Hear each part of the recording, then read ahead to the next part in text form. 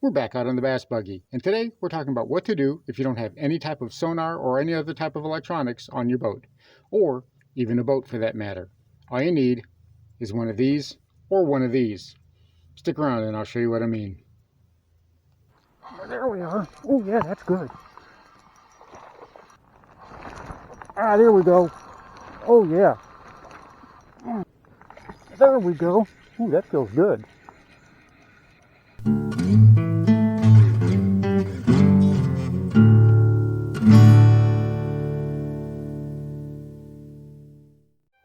Welcome back to Lowbrow Fishing. And unless you've been living under a rock somewhere, you notice that modern day angling is full of all sorts of fancy gadgets and gizmos. Things like forward-facing sonar, 360, down imaging, side imaging, all these things that have replaced those old Humminbird flashers, which used to get the job done quite effectively if you knew how to use one. But these new modern fish finders, they're on a completely new level. They make finding fish so much easier. They make graphing, finding bottom composition, and things like that, and just being able to basically take photographs or videos, for that matter, of the bottom parts of your fishery. At a glance, you can see clearly what's going on at any given portion of the lake at any given time.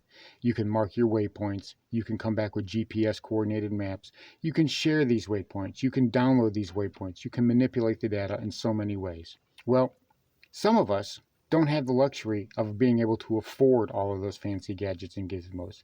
Some of us don't even want them. We're so used to using our eyeballs and using what we know about bass behavior that an electronic device may just be a hindrance. So what do we do in times like that? Well, a lot of us old timers developed something way back in the day that works whether you're on the bank or whether you're on the boat. It works in cloudy water. It works in gin clear water. It's a system to use your bait to see bottom composition.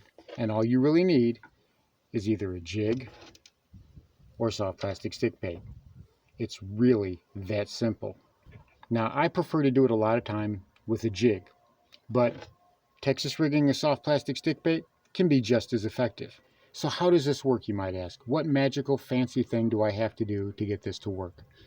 All you have to do is tie your jig on, cast it out, and bring it back to you.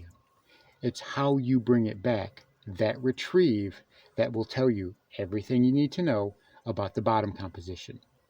When you drag that bait back to you, you can feel it. You can feel every stick, every twig, every clump of vegetation, whether there's a rock or whether there is a sandy bottom.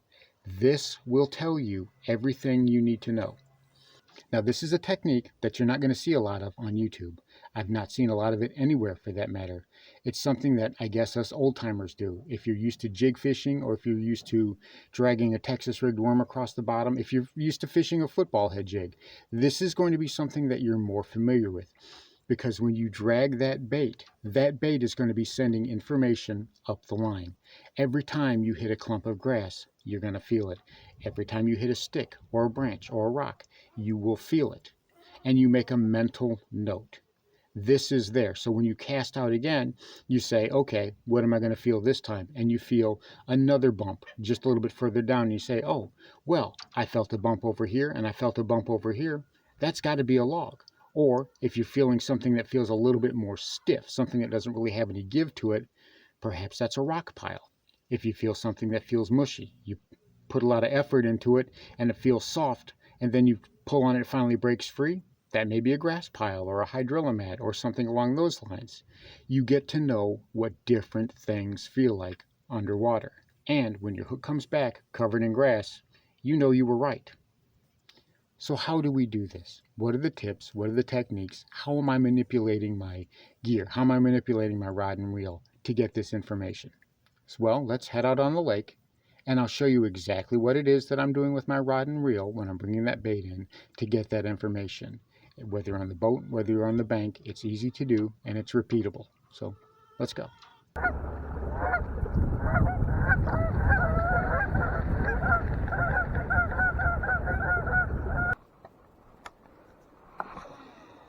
Just throw it out there. You see all the timber out here? And you just lift it up like that. You can drag your bait up and over. You feel every little twig, every little branch. Slowly just drag it up and over. You can do it with a Texas rig, you can do it with a jig. Just drag it, pull it up and over and just slide it. Feel out every bit of that timber. You know where it's at, and then you make another cast over the top of it, and you feel. And you're plotting it out in your head. You're getting a mental picture of how that looks in there. You don't need sonar to be able to map it out. Use your rod and reel. If you're in more open water, throw that bait out there. Let it sink to the bottom, and then just sweep to the side. Just give it sweeps to the side. You can feel all of that vegetation. You can feel all that grass. Just pull it. Feel that tugs and those resistance. That's what you want to do. And it gives you a mental picture of what that bottom looks like. You can see all that vegetation. So you can see it there in that clear water. You can see how clear that water is. You see all that vegetation. Well, farther out you can feel that. In front of us you see we got timber and laydowns. So we're going to throw over that, right over the top of it. And we're going to hold our hot rod high. And we want to hold our rod very high and come up over the top of it. And we can feel every snag, every branch, every piece of that timber.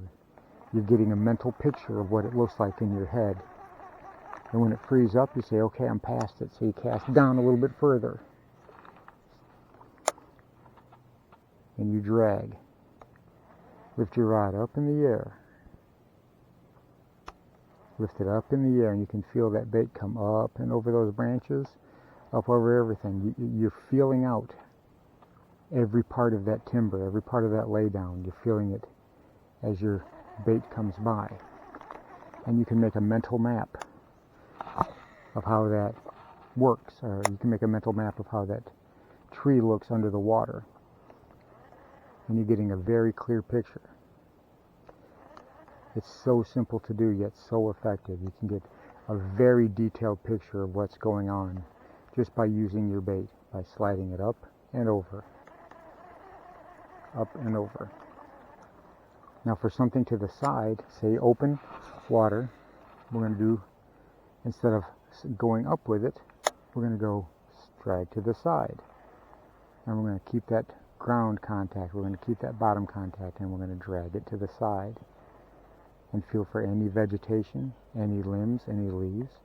And if we feel something that feels like a stick or any sort of resistance, we're going to change from a sweeping motion to the up over the top motion, because it may be a log. And the entire time you're essentially just graphing with your rod and reel. Ooh, there's a gust of wind that's blowing me to the side. You're using your rod and reel to graph your position. So now we know how to find that bottom composition. We know how to make a mental map of it. It helps you learn about the fishery. And as you can see, it actually helps us find fish because we know where to look. We know where to cast, even when that water's cloudy or stained, or even when that timber or vegetation is submerged. You'll see, because of the fact that I was able to use this technique, I knew that structure was there, and I knew it was holding fish. And you'll see, time and time again, I was able to pull fish off that same piece of structure because I knew it was there, because I had mapped it out so thoroughly beforehand. Since my boat don't want to face the right way, we'll have to, there we go. We'll see if we can't get anybody.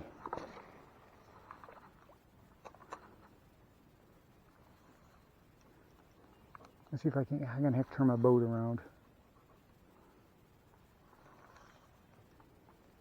This is awkward.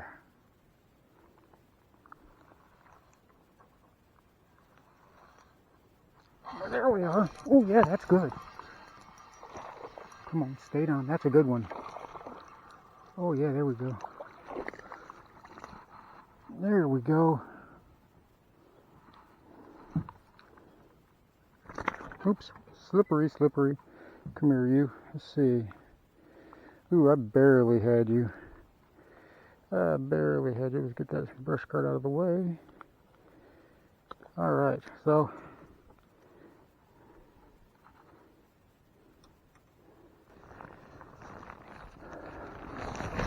And this thing does pretty good around timber, which is where I'm using it at today. Right there, I just threw it right over the top of that log.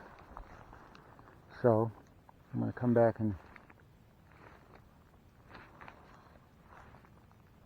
The thing is every time I hook a fish off of that log... Ah, there we go. Oh yeah. Every time I hook a fish off of that log, they try to go back under it, which is what this guy just tried to do. Hello, buddy. Oh, you weren't going anywhere. I had you good. Let me set my rod down. Good chunker. A little over a pound.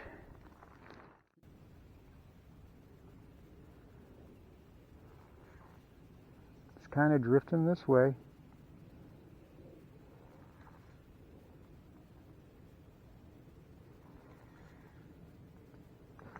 There we go. Ooh, that feels good. Come on, you. I know I got that one. Don't you?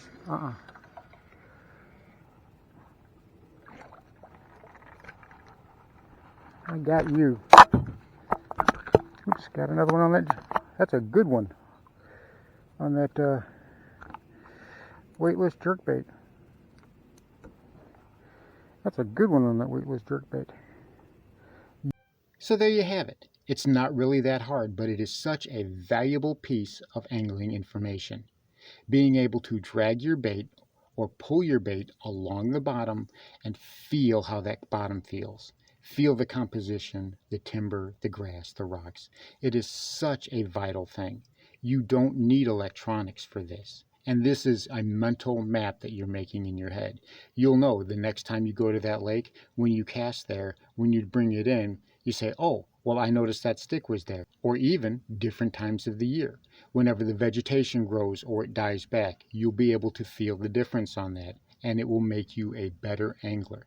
You'll be able to know where to cast, when to cast there, and what to expect when you do. And that always leads to more fish. Thanks for watching Lowbrow Fishing. We'll catch you in the next one.